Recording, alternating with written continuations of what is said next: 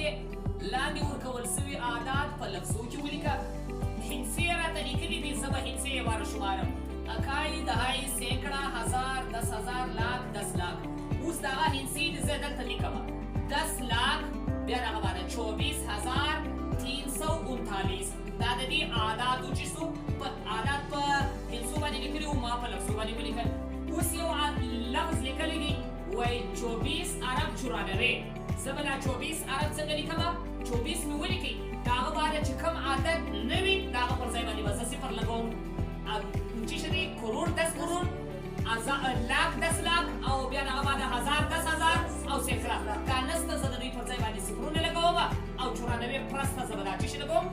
بیا د هغه باندې بل لفظ لیکلی دی، مقامي قیمت معلوم کړئ. مقامي قیمت څه مطلب؟ یعنی دا عدد پر کم مقام، پر کم مقام. پر اکایي د دې مقام نه بدلېږي، دهایي ته چې راواړي د دې مقام بدل سو. 4 پر اکایي باندې پروت دی، هغه 4 دی، لیکن چې کوم وخت دهایي ته راواوښتئ بیا د دې مقام 40 ته راواړي. څو ته راواړي؟ 40 ته راواړي. دا د دې مقام سو.